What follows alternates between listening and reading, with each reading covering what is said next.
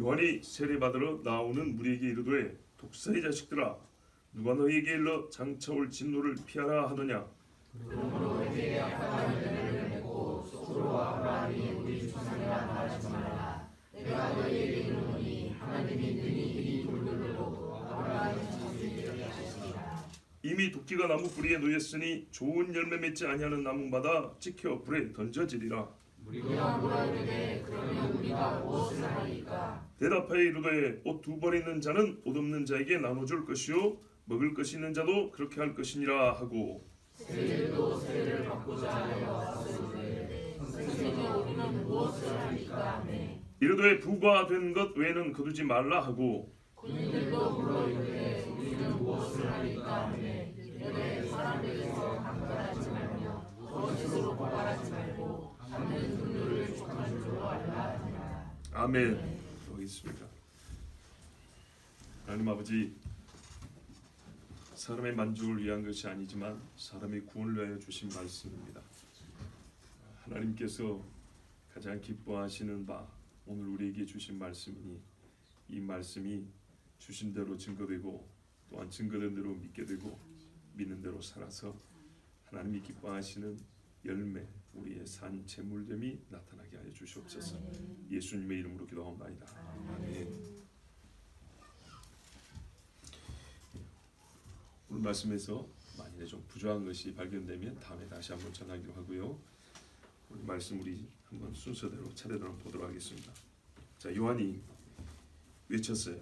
4절에부터 6절까지 보면 이사야의 예언과 같이 회개의 세례를 증거했다 그랬습니다.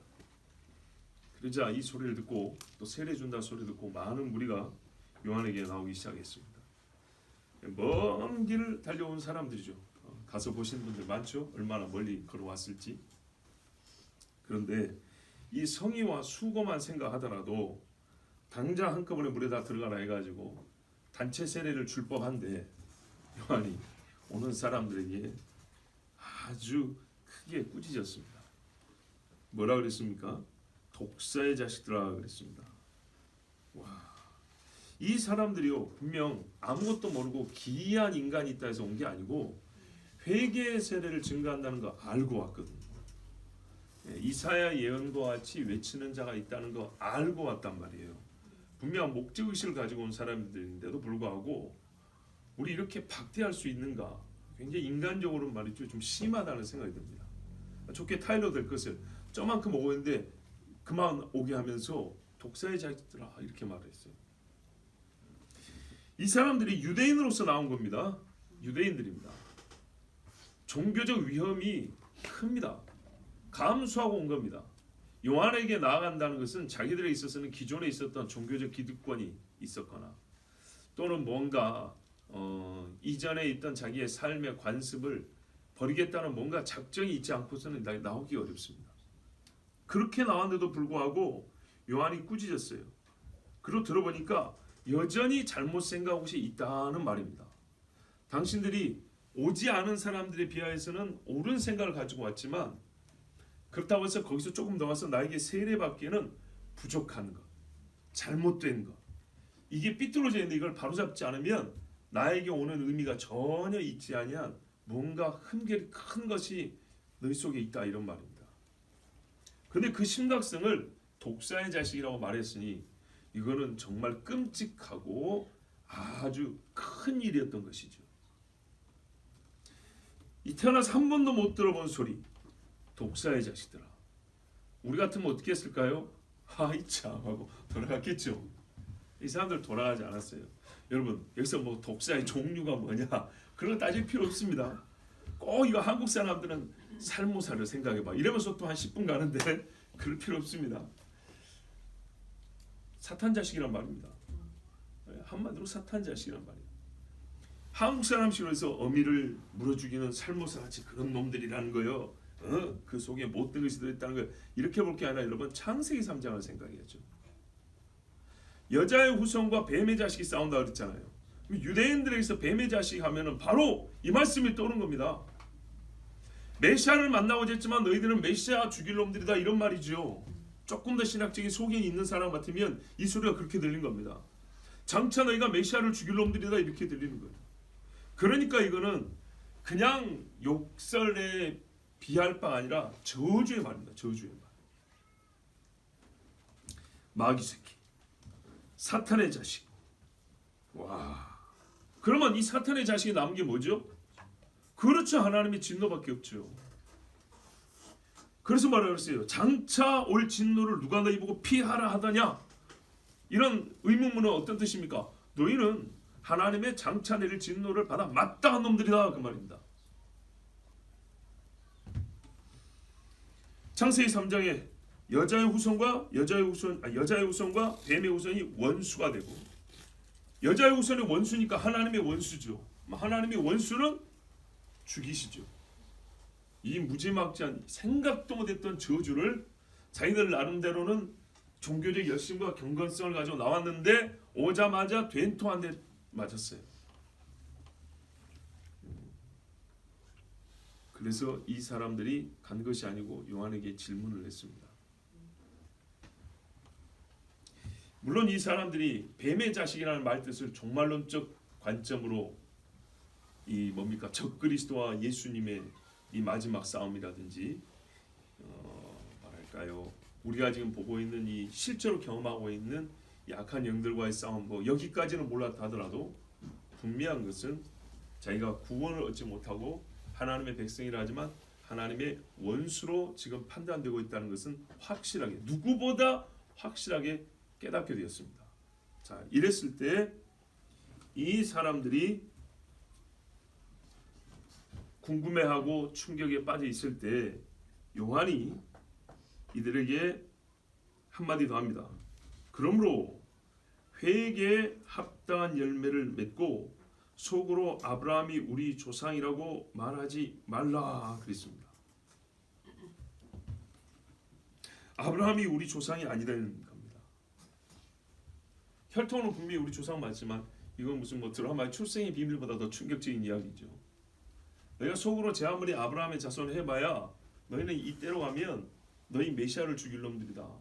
그 발꿈치를 물 놈들이다. 와. 근데 왜 이게 자꾸 충격적이냐면 분명히 4절부터 6절까지의 소문을 듣고 왔단 말이에요. 그리고 그 앞에 3절에 보면 회개의 세례를 전파한다는 소리를 듣고 왔어요.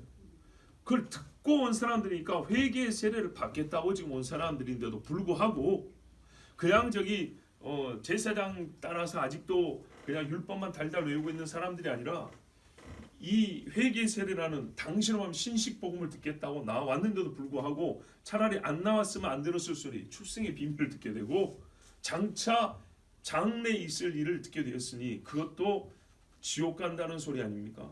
이 말을 듣게 되었으니 이 사람들이 이제 어찌하면 좋습니까?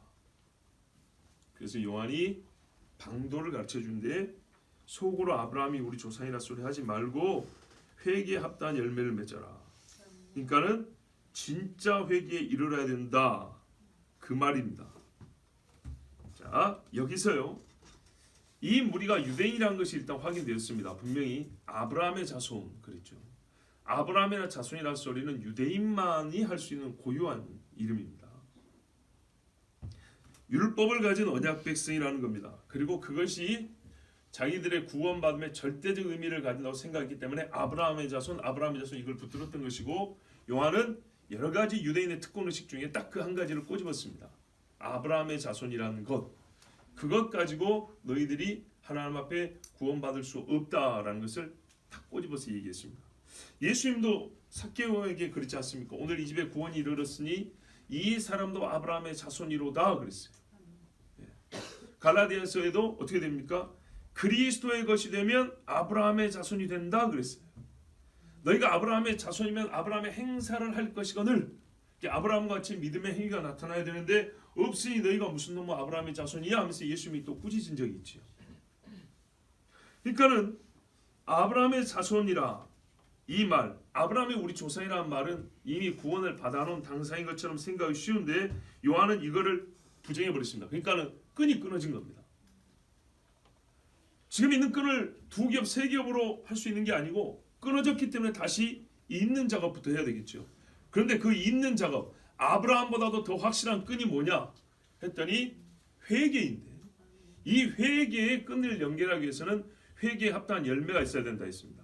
물론 이것을 여러분 행위 공로 사상으로 생각하면 안 됩니다.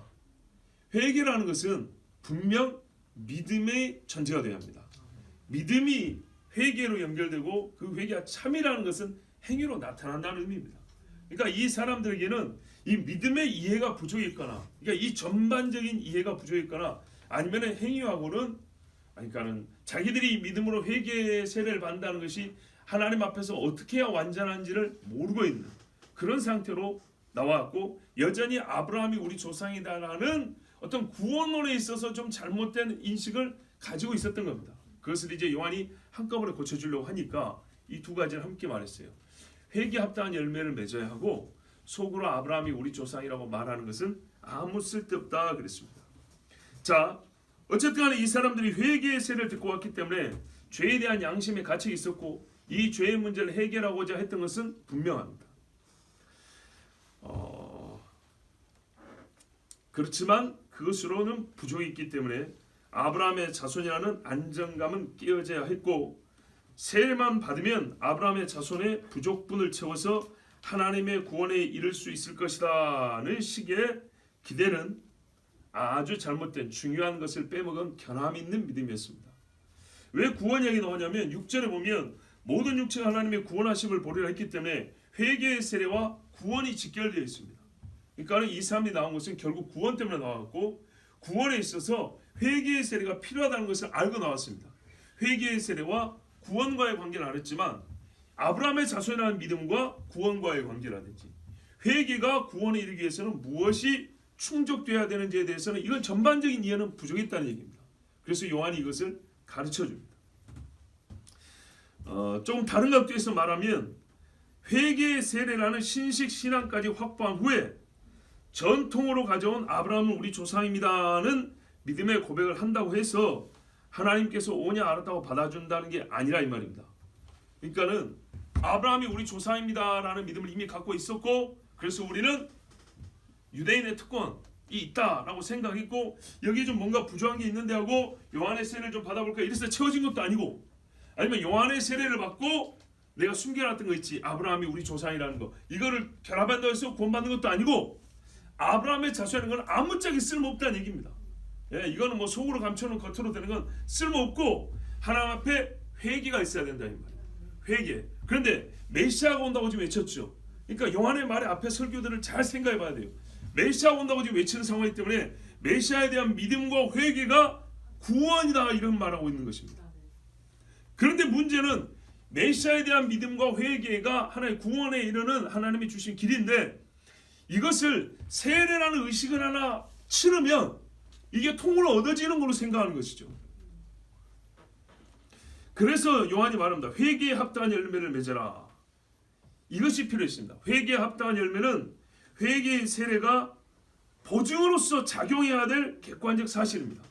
우리가 어떤 보증을 한다는 것은 보증의 대상이 있잖아요. 실체가 있어요. 이것이 진짜라는 것을, 그 신실함을 보증한다 그러거든요.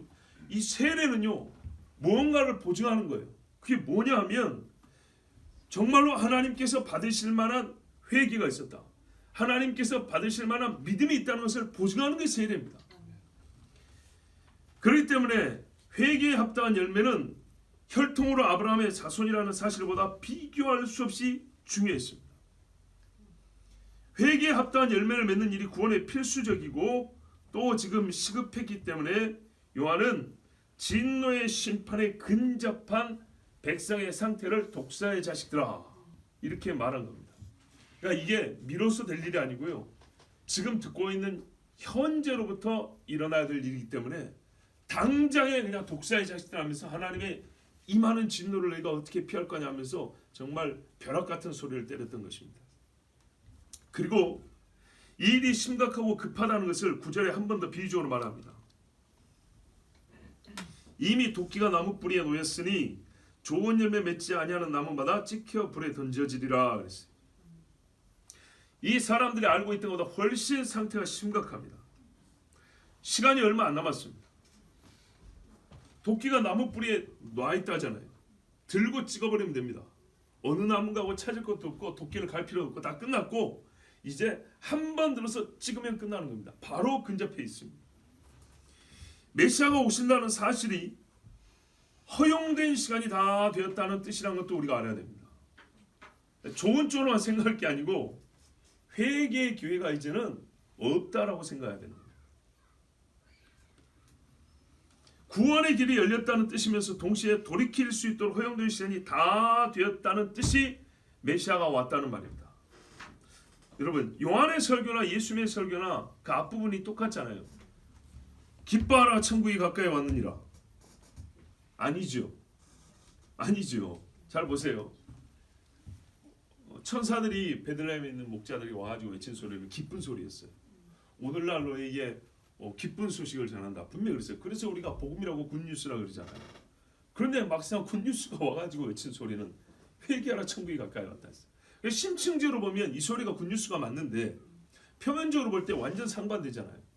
그냥 마주한 자체가 기쁨이 될 줄 알았던데 마주했다는 이 말은 뭐냐면 곧 끝날이 가까웠다 이런 뜻이라는 거였어요.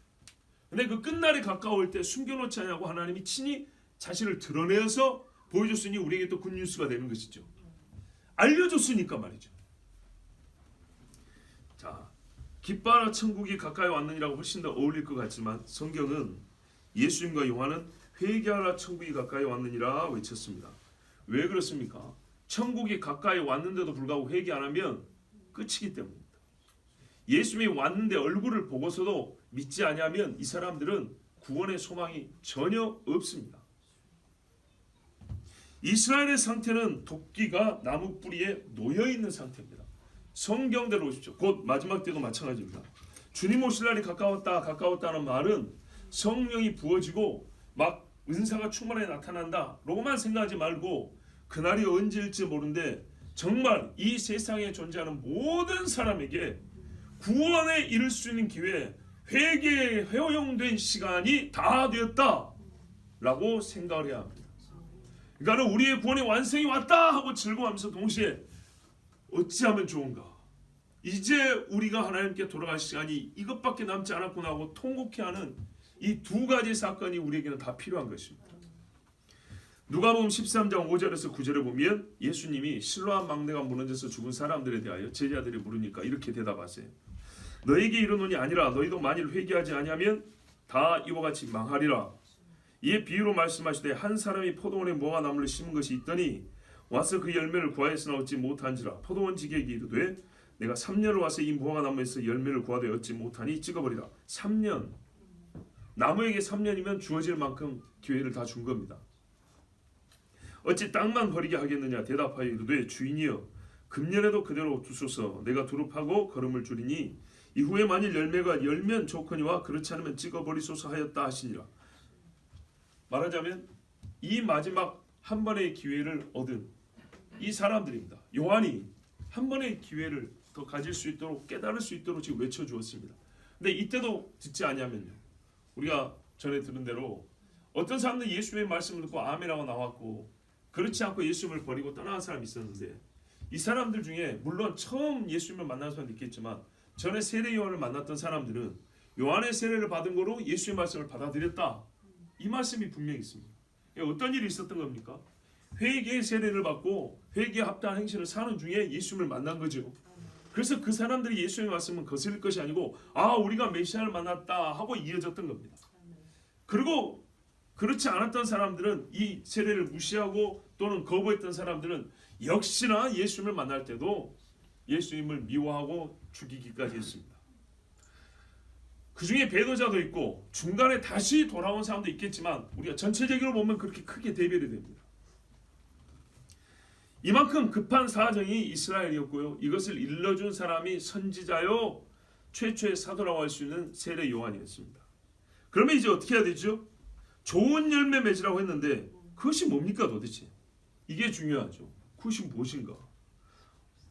그런데 여기서 우리 한 가지 또 조심해야 될 게 이거 분명 행위인데 행위. 자꾸 행위가 나오니까 한편으로는 행위 거부 사상에 입각한 분들은 자꾸 본문을 무시하려고 그러고 너무 지나치게 행위가 탁월하다고 스스로 생각하는 사람들은 나처럼 살면 되고 교만하기 쉬운데 그런 건 아닙니다. 항상 믿음은 행위랑 한 세트라고 그랬습니다. 한 몸입니다. 한 몸. 영과 육이 한 몸인 것처럼 여러분 영이 변화되는데 몸은 그대로 있을 수가 있습니까? 영은 변화되고 몸은 썩을 수가 있나요? 절대 그렇지 않습니다. 영이 떠나면 몸이 썩고 영이 돌아오면 몸에 다시 피가 돕니다. 숨을 쉽니다. 잘 나가다가 마태복음 24장 25장에 보면 갑자기 행위 구원론 사상이 나온 것 같아요. 뭐 오른편 왼편하고 뭐 지극히 작은 자에게 한 것이 나에게 한 것이요 안 한 것이 나에게 안 한 것이요 막 그러잖아요. 그래서 어떤 사람들은 뭐라고 해석하냐, 이거는 유대인들에게만 해당된다, 또 이렇게 돌아갑니다. 그런 것이 아닙니다. 우리가 함께 믿음에서 포괄적 이해가 있어야 돼요. 포괄적 이해. 율법의 행위로 의롭다함을 얻는 것이 아니라 믿음으로 의롭다함을 얻었기에 의롭게 된 자는 의의 행위가 나타나는 것입니다. 믿음으로 행위가 아닌 이렇게 부정하고 시작하면 교리가 틀어지는 거예요. 믿음으로 의롭다함을 얻는 것이고 의롭게 된 자는 성령으로 말미암아 의로운 행위가 나오는 거예요. 자, 우리가 이제 물었어요. 어떻게 해야 됩니까? 요한이 기다렸던 질문이죠. 11절부터 대답을 하는데 대답하여 이르되 옷 2벌 있는 사람은 하나 나눠주고 먹을 것 있는 사람도 나눠 먹으라 그랬어요. 자, 세 부류가 나오죠. 세대도 나오고 군인들도 나오는데 이 사람들의 뭐랄까요, 배경 설명은 안 하렵니다. 뭐 그때 당시 민중들의 삶이 어떠고 군인들의 급료가 얼마고 뭐 형편이 어쩌고 뭐 세리의 어떤 세금 징수의 제도가 어쩌고 이런 이야기 안 합니다. 지금 그런 걸 문제 삼는 게 아니죠. 이것을 문제 삼는 거죠. 자, 그런데 한번 물어볼게요, 여러분. 옷 2벌 있는데 여유분이 있는데 옷 없는 사람에게 하나 나눠주는 거 쉽습니까, 어렵습니까? 어렵다는 사람이 있고 쉽다는 사람이 있네요. 그럼 이렇게 비교해 볼게요. 집 팔으라 소리보다 어렵습니까, 쉽습니까? 차 팔으라 소리보다 쉽습니까, 어렵습니까? 쉽죠. 회개에 합당한 열매 굉장히 쉽네요. 쉬워요. 아니, 먹을 게 있으면 하나 나누고 이거 안 해봤습니까? 한 번도? 이거 그렇게 어려운 거 아니잖아요. 먹을 것도 우리가 뭐 10만 원짜리 호텔 뷔페가 아니고 라면 2봉지면 한 봉 나눠 먹기도 하잖아요. 그렇죠? 여기 뭐 몇만 원짜리 기준 이런 건 없잖아요. 옷 한 벌에 얼마짜리 이런 말 없단 말이죠. 쉽네, 생각보다. 세리가 왔어요. 선생이여, 우리는 무엇을 할까? 호칭도 중요합니다. 뒤에 가면은 뭐라 했어요? 요한이 메시아인가? 그러고 나온 사람도 분명히 있어요. 그래서 최소한 예수님 보고도 당신이 메시아입니까? 우리에게 분명히 말했어 하면서도 아직 호칭은 선생이여 이렇게 불렀으니까 요한에게 부를 수 있는 지금 최상의 호칭입니다. 선생이여, 우리는 어떻게 할까요? 세리가 나름대로 화이트 칼라인데 이 광야에 떼국물이 질질 흐른 사람에게 나와가지고 선생님이 불러줬어요. 굉장히 겸손하지만 이걸로 되는 게 아니에요. 어떻게 해야 됩니까? 했더니 부과된 것만 받아라 그랬어요. 당시 세리의 세계에 대해서 굳이 설명 안 합니다. 요지는 뭡니까? 그들에게 세금 징수의 어떤 권한이 있는데 금액을 올리고 내릴 수 있는 권한이 있다는 거죠. 그런데 자기들의 이득을 위해서 주어진 권한 이상을 썼다는 얘기입니다. 사람들에게 부정하게 해서 재물의 부당이득을 취했다 그 말입니다. 그것을 금하라 그랬어요. 이게 회개에 합당한 열매랍니다. 요한이 말한 수준이 보니까 생각보다 어려운 거 아니에요. 원래 할 거면 하면 된다 그 말 아닙니까? 맞지요?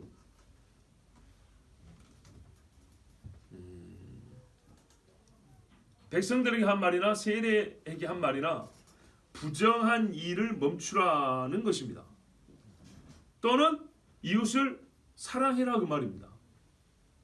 자, 군인들에게요 말했어요. 군인들도 듣고 보니까 자기들 할 수 있을 것 같아요. 또는 급한 마음에 물어봤어요.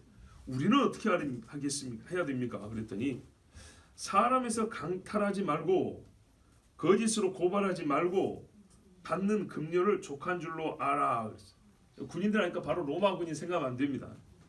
속으로 아브라함이 우리 자손이라고 그 로마 사람들 그 생각 안 합니다. 유대인들입니다. 헤롯 집안에 군인이 없었겠습니까? 군대는요, 우리가 말하는 정규군만 있는 게 아니라 근위대도 있고 친위대도 있고 사병도 있고 여러 개가 있습니다. 하여튼 그들 중에 누군가가 왔었는데 이 사람들이 부여된 권한 밖의 일을 아무렇지도 않게 행하였던 것입니다. 군인이니까 훈련도 돼 있고 또 자기들끼리는 전우에 갔으니까 끼리끼리 뭉쳐 다니면서 사람 두들 패고 돈 뺏고, 그리고 어떻게 해요? 사법권이 있었는지 모르지만은 이 사람들 끌어다가 고발하고 이렇게 위협해서 돈을 뺏었다는 얘기입니다. 결론은 받는 급료를 족한 줄로 알라 그랬으니까 월급이 작다고 하고 강도짓하고 사기짓했다는 얘기죠. 그러면 이 앞에 말씀들을 종합해 보면 10계명에 8계명, 9계명 어겼다는 얘기거든요. 그렇죠? 율법의 전체 강령인 하나님을 사랑하고 이웃을 내 몸과 같이 사랑하라를 실천하지 않았다는 얘기고, 또 도적질하지 말라, 거짓 증거하지 말라라는 말씀 어겼다는 얘기입니다. 그러니까 우리가 좀 깊이 들어가면 율법을 지키는 게 구원인가 하지만은 분명히 율법에는 하나님의 선한 뜻이 나타나 있기 때문에 하나님 앞에 믿음으로 의롭게 된 자는 하나님의 선한 뜻을 분별하여 행하는 열심을 갖게 돼요. 기본으로 할 수 있게 됩니다. 기본. 그리고 요한이 요구한 것도 기본이었습니다. 이것이 바로 회개에 합당한 열매입니다. 너무 고상하게 큰 기대하고 여러분 만들어내지 마세요. 성경대로 보세요. 성경대로. 회개에 합당한 열매 얼마나 좋습니까? 군인을 봐도 겁이 안 나는 세상 얼마나 좋습니까? 세리를 믿고 세금을 낼 수 있는 세상 얼마나 바람직한 세상입니까? 약간 의아한 생각이 들 수 있어요. 늘 읽었는데 그런 생각은 못 해봤네. 굉장히 큰 일, 어려운 일을 요구하고 막 정말 막 깊이 있는 걸 끄집어내서 막 이거야 그럴 줄 알았더니 우리가 상식적으로 생각할 수 있는 일이었네. 그렇죠. 요한이 요구한 것들은요 매우 기본적인 변화입니다. 이 사람들이 지금 말한 이 행동들은 말입니다, 이 그룹들이 하는 대표적 행동들이었어요. 대표적이면서 늘 하는 행동들이었어요. 그래서 이 사람들이 누군가를 규정지을 수 있는 일이었어요. 밥만 먹고 축구공차하는 사람을 뭐라 그래요? 축구 선수라고 부르죠. 취미로 하는 사람도 있고, 너무 그렇게 따지지 마시고. 네? 밥만 먹고 맨날 바람 쐬어 다니는 사람은 한량이라고 그럽니다. 그렇죠? 이 사람들의 직업이고 이 사람들이 늘 하는 행위, 우리가 매우 평범하게 상식적이고 그리고 정말 보편적인 우리의 인식론에서 말하면 그 사람이 늘 하는 행위가 그 사람이 누군지를 말해주는 겁니다. 그리고 거기에 그 사람의 속이 다 들어가 있어요. 그 사람의 됨됨이가 그가 늘 하는 행위에 나타나 있어요. 그렇다면 그 늘 하는 행위가 변화된다면 그 사람에게 새로운 정체성을 부여할 수 있겠죠. 공을 차던 사람이 공을 던지면 너 축구 그만두고 농구하니? 이렇게 물어보잖아요. 그죠? 맨날 할래가 밥 먹고 담배 피고 부채질하고 다녔던 사람이 앉아서 공부를 또 하면 너 과거 보려고? 이렇게 물어본단 말이죠. 사람이 바뀌었다는 얘기입니다. 새로운 정체성을 부여할 기초적인 근거가 뭐냐면 늘 하던 행위를 그만두거나 안 하던 일을 늘 하는 행위로 하는 것입니다. 단일적인 것이 아니라 이 사람의 삶의 고유한 특징화되는 행위, 그게 바로 그 사람을 나타내는 겁니다. 거기서 우리는 믿음의 존재 여부와 참된 회심의 판단 근거를 찾습니다. 성경에 보세요. 밥만 먹으면 우상에서 한번 절하고 살아요. 하루에 5번씩 어딜까? 걔들 무슬림들 어디다 보고 절해요? 메카! 그런데 그거 오늘부터 안 해요. 큰일 나는 일이죠. 큰일 나는데 그 말이 뭐예요? 나 무슬림 아니다 그 말이죠. 그러니까 그 하나 증거로도 죽여버리잖아요. 자기들 안에서. 바로 그거예요. 예수쟁이는 뭐예요? 밥 먹을 때 기도해, 잘 때 기도해, 주일날 교회가 등등등. 가만 보면 삶의 큰 부분을 내놓은 게 아니에요. 찔끔찔끔인데 이게 어떻게 해요? 삶에서 계속 반복돼요. 자, 여러분 다시 한번 생각해 봅시다. 이게 진짜 중요한 문제라서 그래요. 회개에 합당한 열매 우리 찾고자 하는 거 아니에요? 일상에 반복적으로 나타나는 행위는 그 사람이 무슨 사상을 가지고 있는지를 말해줍니다. 이북 사람하고 남한 사람들 보세요. 비교해 보세요. 누구를 믿고 있는지 불교인들과 기독교인들 한번 생각해 보세요. 어떤 마음을 가지고 사는지. 돈을 움켜쥐는 사람하고 푸는 사람 계속 살면서 수십 번 수백 번 반복됩니다. 비교해 보세요. 그가 누군지 나타납니다. 고기를 구워서 먹는 사람하고 달아놓고 간장 먹고 이런 사람하고 그 사람의 속이 나타난다니까요. 단일적으로 어려운 일은 아니지만 반복하여 옛 행위를 거부하고 정반대 행위를 보여준다는 것은 그 사람 자체가 바뀌지 않으면 불가능합니다. 바뀌지 않으면 불가능해요. 그래서 오죽하면 작심삼일이라고 그래요. 작심, 자기 한자는 무슨 말이에요? 만들었다는 얘기예요. 만들었다. 마음을 새로 만들었다. 그래봐야 3일 간다는 거예요. 그런데 어떤 마음이 되었길래 3일을 넘어가고 30일, 300일을 가냐 이 얘기죠. 이 일이 커서가 아니고 변화된 옳은 일을 3일이 아니라 30년을 할 수 있다. 계속할 수 있다. 이것은 그 사람이 바뀌지 않고는 불가능한 얘기입니다. 삭개오를 보면 회개 합단 열매가 무엇인지 분명히 알죠. 그날 바로 그 한 장소에서 하루 만에 일어난 일이니까. 도둑질한 것을 개어내고요. 이웃에게 갚았고 또 나눠줬습니다. 그리고 본인의 정당한 수입만 얻기로 작정했습니다. 세리직을 그만두지는 않았어요. 이 세례 요한이 말은 그대로입니다. 그래서 예수님이 오늘 이 집에 구원이 이르렀으니 이 사람 도 아브라함의 자손이 되었다. 오늘 세례 요한이 말한 걸 그대로 보여주는 실제 사건이 삭개오 사건입니다. 늘 삶에 등쳐먹고 도둑질해 왔어요. 몰래. 또는 세리라는 그 권위를 가지고 권세를 가지고 사람들을 이 재물을 뺏어왔어요. 근데 그걸 어떻게 했다고요? 반 잘라서 가는 사람 주고 나머지 것은 4배씩 갚아버리고 거덜내놓고 그리고 지금부터는 일한 만큼 받겠습니다. 이렇게 했던 거예요. 그래서 구원을 받았냐? 아니죠. 이 사람이 예수를 모셨잖아요. 그 예수를 만났기 때문에 그 믿음의 표가 나타났잖아요. 그런데 뭘 더 찾았겠고 부정할 게 있겠어요. 이것이 회개의 합단 열매입니다. 예수님의 밥 한 끼 얻어 드시고 기분 좋아서 해준 말이 아니었어요. 다메섹 도상에서 예수님 만난 바울을 보세요. 사울이었죠. 대제사의 공무는 어떻게 했을까요? 찢었거나 불태웠겠죠. 이전에는요 제사장들 찾아내면서 예수 믿는 사람을 잡으러 다니는 게 일상이었어요.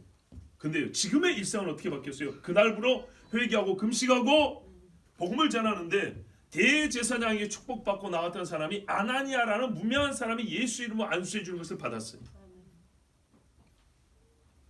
당장에 이 사람이 3,000층을 그날로 갔다 온 게 아니에요. 여기서 우리가 이제 조심해야 될 게 있어요. 제 마지막 말을 보세요. 당장에 그가 3,000층에 올라간 건 아니다. 예수에 관한 지식을 다 습득한 것은 아니다. 사울이 회심한 그날 하나님 말씀 모든 것을 다 깨달았을까요? 그건 아닙니다. 바로 예수 우리가 조심할 게 있습니다. 본질의 변화를 알려주는 표지가 있어요. 그리고 급격하고 본질적인 변화가 실제로 나타났어요. 그런다고 해서 여러분 당장에 최상급의 변화 수준을 보여주는 것은 아닙니다. 이것은 우리의 이상입니다. 이상. 이렇게 변화됐다 해서 변화된 상태의 최상급으로 바로 엘리베이터 타고 올라가는 게 아니라는 얘기입니다. 예를 들어볼까요? 군대 고문관이 있어요. 고문관. 원래 고문관이라는 말은 참 좋은 말이에요. 자문을 구하고 일을 살필 때 우리가 배움을 얻어야 되는 지식이 있고 지혜 있는 사람을 고문관이라고 불러요. 근데 이거를 어떻게 사람을 비웃기 위해서 반대로 돌려 쓰는 거예요. 예? 우리가 잘 못할 때 잘한다 잘한다 이런 것처럼 완전히 가르쳐줘도 앞뒤도 모르는 애를 고문관이라고 그래요. 군대에 그런 고문관이 있으면 어떻게 하죠? 오발로 맞아 죽을까 봐 걱정이 돼서 옆에 가지를 못하죠. 걔는 그냥 앉아 계십시오 그런다고요. 자, 이 고문관이 변화됐다 합시다. 뭐 어떻게 될까요? 당장에 4m 철조망을 그냥 넘어버립니까? 눈 감고 총기 분해하고 결함한 게 18초면 족합니까? 고문관이 참 군인이 됐다고 해서? 아니죠. 군복부터 똑바로 입습니다. 고문관은 절대 군복을 똑바로 안 입어요. 줄을 절대 안 맞춰요. 근데 고문관이요 군인 정치 딱 들어가면요 줄부터 맞추고 일어나는 시간 잠자는 시간 잘 맞춥니다. 자기 침상 결출합니다. 맞아 틀려요? 그것도 안 되는 애들 고문관이라고 그래요. 뭔 말인지 아시겠어요? 우리는 죄와 사망으로 죽었다 했어요. 살아났어요. 뭐부터 해요? 숨 쉬는 것부터 합니다. 눈 뜨는 것부터 한다고요. 듣는 것부터 하고요. 들립니까? 예. 당장 42.19km 달리 못 갑니다. 그래서 성장이라고 그러는 거예요. 사마리아 여인이 물동이를 두고 동네로 들어갔어요. 내가 메시아를 만났다고 그랬어요. 근데 메시아를 만났다고 외쳤어요. 회심했죠? 분명히 회심 맞아요. 근데 지식이 어느 정도입니까? 예수님에 대해서 장세부터 불탔습니까? 내가 했던 지난 일을 말한 자를 보라 그랬어요. 요 수준이에요. 그러나 물동이를 두고 안 가던 동네를 들어가서 외쳤어요. 에티오피아 네시가요 세례를 받았어요. 그렇죠? 이 사람의 세례를 받은 것은 세례 요한의 세례보다 더 낫습니다. 왜? 예수 이름으로 세례를 받았거든요. 분명히 예수님 다시 사도행전이니까 사도행전 8장에. 근데 에티오피아 네시에게 빌립이 세례를 줬어요. 빌립의 세례를 줄 때 근거가 뭐였습니까? 이 사람이 에티오피아에서 종교개혁을 했습니까? 에티오피아 국왕에 가가지고 당신 개종해야 됩니다고 막 목숨 걸고 외쳤습니까? 그게 회개 합당 열매인가요? 아닙니다. 에티오피아 네시가 이사야서를 사온 걸로 봤을 때 분명히 보편적이면 그러니까 일반적이면서 종교에 열심히 있어. 나는 이 종교도 연습하고 저 종교도 공부해보고 그런 거였는지, 아니면은 솔로몬의 누구 말 맞다나 솔로몬의 후예로서 내가 조상의 믿음을 한번 가져오겠다 이사야서 썼을 때 아마 이 후자의 가능성이 크다고 봅니다. 이게 이사야서를 살려면 돈만 해도 무지하게 많이 들거든요. 이걸 에티오피아까지 갖고 가서 읽는다는 것은 그 나라 사람들에게 비난과 욕을 들을 수 있습니다. 거꾸로 그 동네 사람들이 솔로몬의 신앙을 어느 정도 받은 사람이 실제 맞다면 존경도 받겠죠. 그러나 그거 갖고는 부족했어요. 왜? 이사야가 말하는 사람은 누군지는 모르잖아요. 빌립이 가르쳐 줬어요. 이 사람이 누구다고 말을 해줬어요. 그럴 때 이렇게 했죠. 그러면 내가 세례 받으면 무슨 거리낌이 있느냐고 그랬죠. 듣고 아멘 하면 바로 세례 받을 수 있나요? 회개 합당한 열매 뭐가 있어요? 그러니까 우리가 참 이게 쉬우면서도 어려운 겁니다. 근데 빌립이 분명히 말하면 솔직히 저보다 여러분보다 훨씬 성령이 충만한 사람이 빌립이잖아요. 성령이 가라니까 가고 가지 말라니까 가지 말고 저리 가고 이리 가고 이 사람이 빌립인데, 사도들의 선구자 역할을 했던 사람이 빌립인데, 이 사람이 네가 예수가 하나님의 아들인 걸 믿냐? 네가 세례받아야 합당한 조건이 뭐냐? 그러니까는 내가 예수 그리스도가 하나님의 아들이신 것을 믿습니다. 그러니까 세례를 줬어요. 그럼 어떻게 되죠? 행위로 뭘 나타냈습니까? 이 상태에서 에티오피아 네시에게는요 이게 충족된 조건이었던 거예요. 그러니까 우리가 참 이거를 가늠하기가, 어느 딱 한 자를 놓고 가늠하기가 그렇게 하는 게 기준이 없다는 게 아니라 그 기준이란 게 꼭 손끝으로 나타난 행위냐? 꼭 그렇지는 않다는 얘기입니다. 성경대로 보자고요. 예수님의 세례까지 간 겁니다. 자, 고넬료 집에 어떤 일이 일어났죠? 사도행전 10장 44절 48절에 베드로가 이 말할 때 성령이 말씀 듣는 모든 사람이 내려오시니 베드로와 함께 온 할례 받은 신자들이 이방인들에게도 성령 부어 주심으로 말미암아 놀라니 이는 방언을 말하며 하나님 높임을 들음이로라. 이에 베드로가 이르되 이 사람들이 우리와 같이 성령을 받았으니 누가 능히 물로 세례 베품을 금하리요 하고 명하여 예수 그리스도의 이름으로 세례를 베풀라 하니라. 누가요? 베드로가, 예수님의 제자가. 그들이 베드로에게 며칠 더 머물기를 청하니라 그랬어요. 이게 놀람, 방언하면 세례 받아야 되나요? 베드로가 이렇게 둔한 사람인가요? 은사 중에 방언이 최고인가요? 그런 의미가 아니죠. 이게 뭘로 봤다는 거예요? 지금 막 선행을 하고 구제를 한 게 문제가 아니었어요? 베드로에게는 선행과 구제는 이미 있었다 했어요. 고넬료는 선한 사람이고 구제도 많이 하고 기도도 많이 했어. 그런데도 베드로가 안 가려고 그랬어요. 만약에 그 선행과 구제가 회개에 합당한 열매를 이미 증언했다면 그런 사람 있어 빨리 가서 세례 줘야지. 안 그랬다고요. 그거 갖고는 내가 이방에 못 가겠는데 그랬어요. 근데 오히려 성령이 임한 증거가 나타나니까 성령이 임해서 즉 하나님의 영이 하나가 됐는데 내가 뭐라고 세례를 못 주려 이러면서 세례를 줬어요. 이게 회개에 합당한 열매인가요? 여러분, 여기서 또 우리가 조심해야 해요. 모든 것이 동시에 나타나는 건 아니에요. 모든 것이 동시에 발견돼야 되는 게 아니에요. 우리가 그 사람의 믿음을 본다고 해서 지금 내가 지금 1초 동안 볼 테니까 다 보여봐. 이럴 수는 없다고요. 고넬료가 그러면 그 뒤에는 구제를 멈췄을까요? 고넬료가 그 뒤부터는 나 성령 받고 세례 받았으니까 이제부터 기도 안 한다 그랬을까요? 해오던 것을 분명히 계속했겠죠. 반드시 증거가 우리가 기대되고 며칠 더 베드로가 머무는 사이에 이 사람은 더 나아졌지 더 못하지는 않습니다. 그 정도 예상은 다 할 수 있는 거 아닙니까? 자, 빌립보 감옥 간 수지은 어떻게 됐습니까?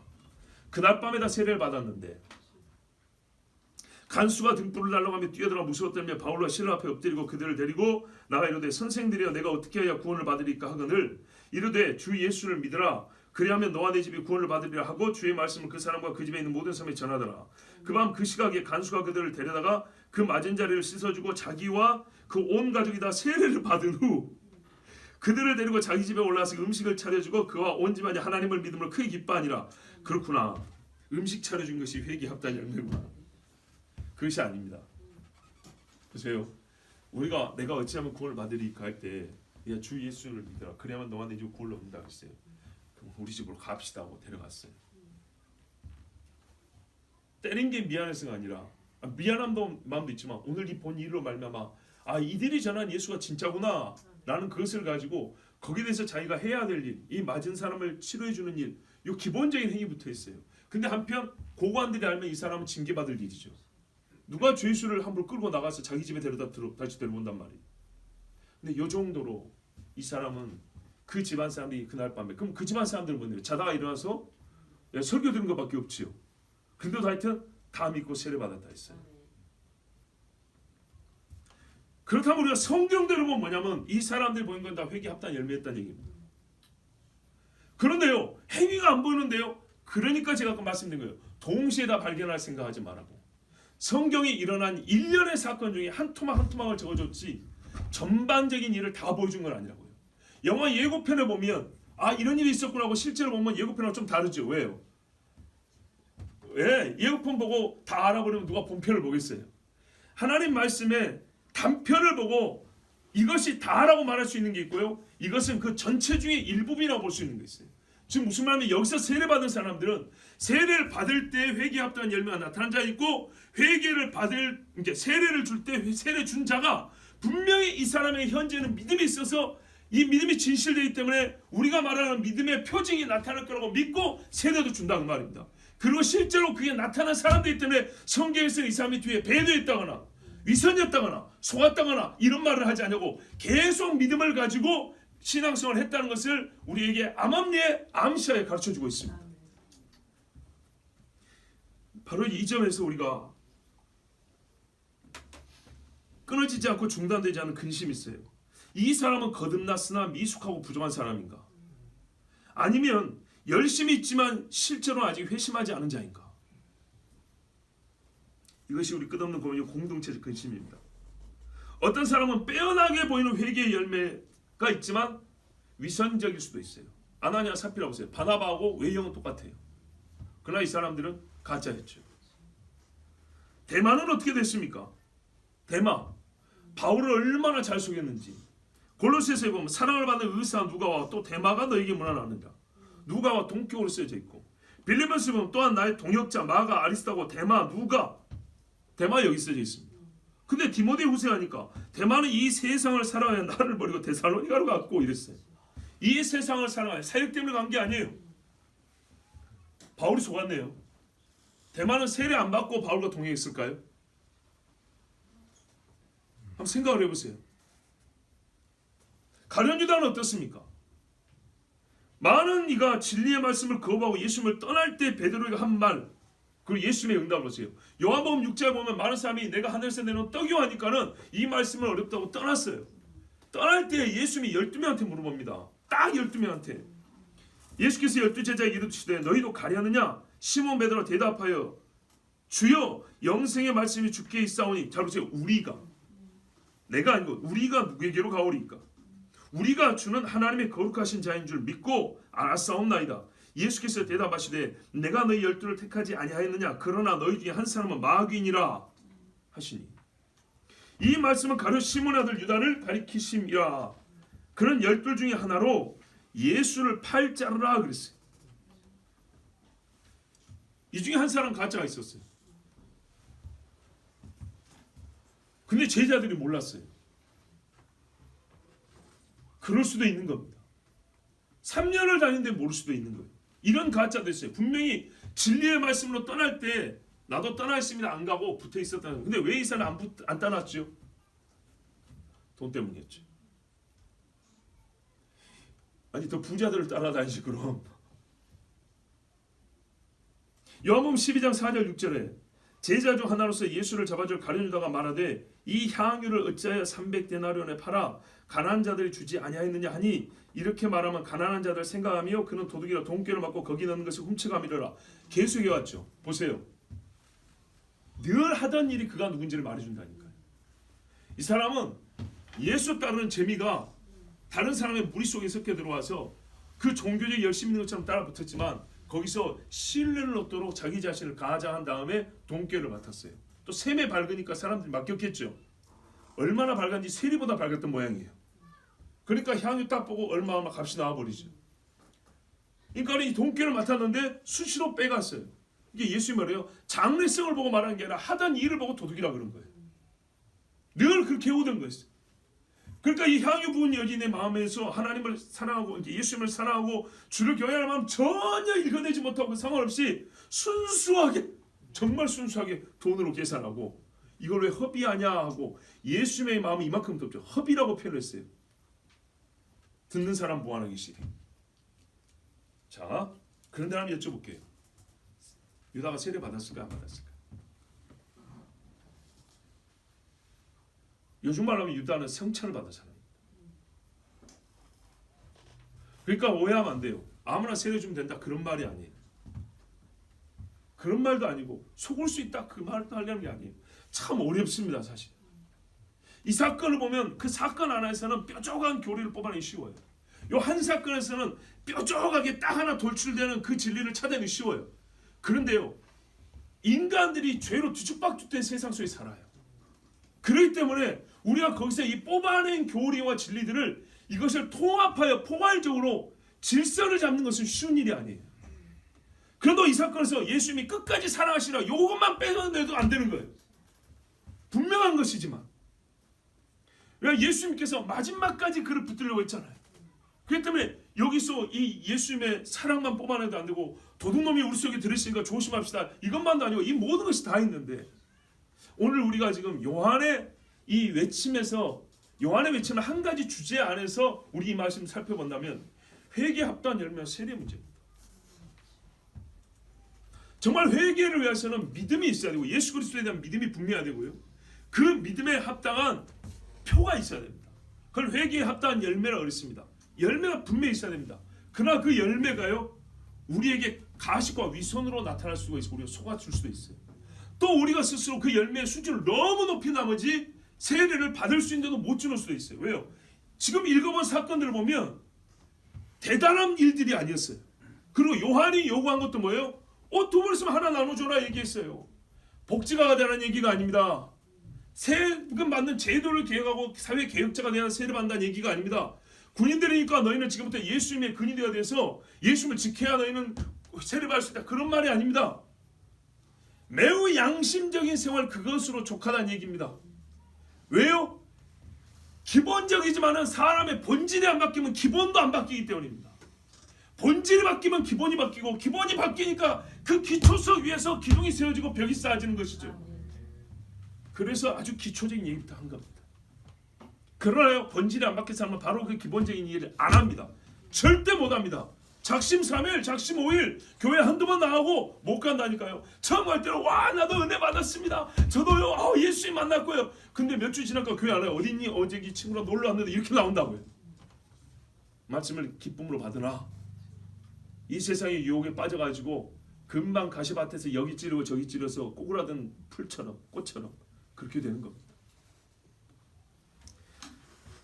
자,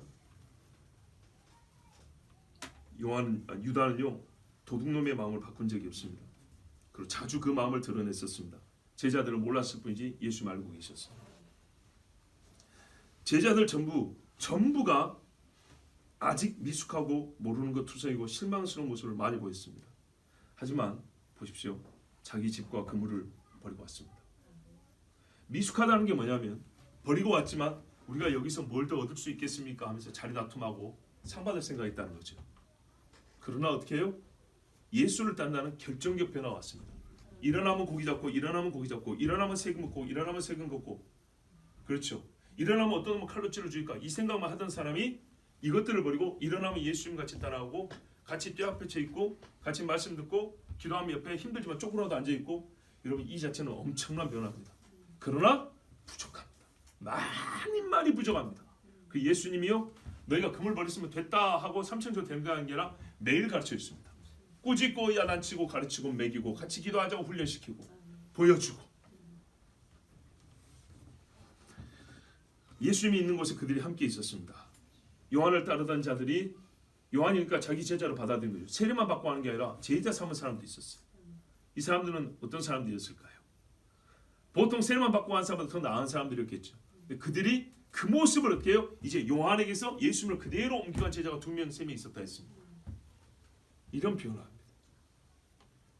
떠나서 들어오고, 들어왔지만 또 참 메시아를 만나 그 사람에게 따라가고.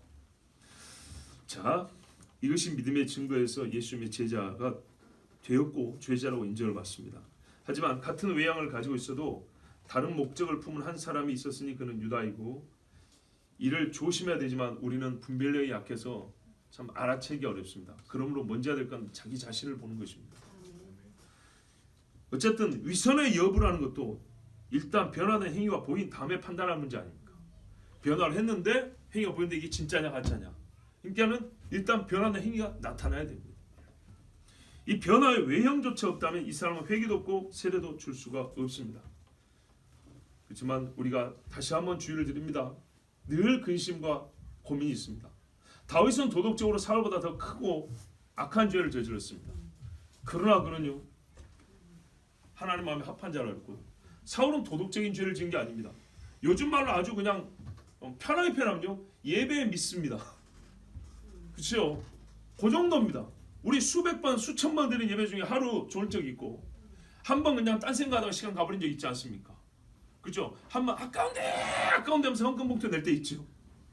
뭐 그 정도라고 봐도, 물론 이제 왕이니까 영향력이 대단하지만은 그저 그와 같이 예배 실수라고 할 만한 뭐 그 정도입니다. 그런데 그는 버림받았어요. 왜 그렇죠? 다윗이 살인죄가 작습니까? 간음죄가 작습니까? 작아서 그런 게 아닙니다. 성경에 분명합니다. 커서 아들 넷이 죽었습니다. 엄청난 큰 죄였습니다. 그러나 뭐 때문입니까?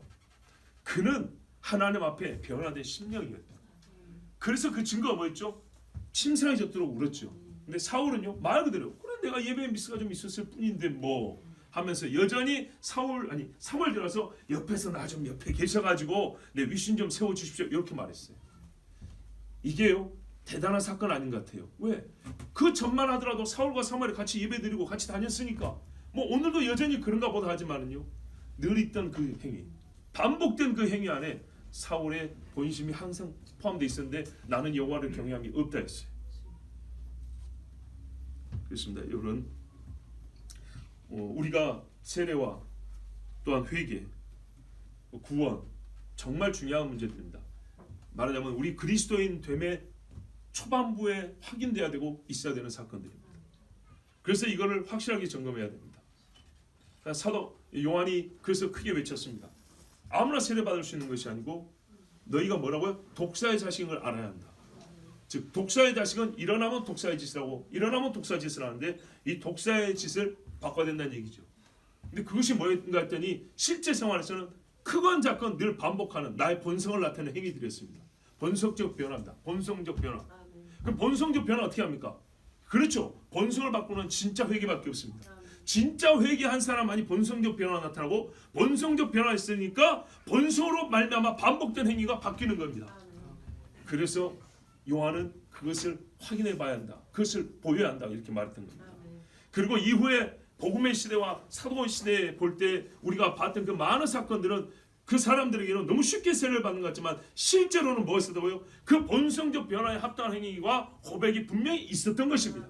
그리고 그 사건들은 전부가 아니라 일부를 기록했기 때문에 어떤 거는 이 사람은 합당한 열매가 없어도 회개받네. 어떤 사람은 방언만 받아도 회개받네. 아니었습니다. 그 안에 분명히 회개 합당한 열매가 있었습니다. 동시에 회개 합당한 열매라는 것은 꼭 어떻게 봐야 돼요? 행위 어떤 큰 이만큼 보따리를 쌓아주고 와야만 되는 것이 아니라 그 속의 변화를 진실의 변화를 나타내는 어떤 표징적 행위 하나만 있어도 또한 받아들일 수 있는 경우도 있다는 것. 그것을 판단하는 게 우리가 어렵고 또 하나는 이게 진짜인지 그나마 위선인지 이것을 판단하는 것 역시도 우리에게 쉬운 일이 아니라서 항상 하나님의 이 분별하심 이 능력을 구해야 된다는 말입니다.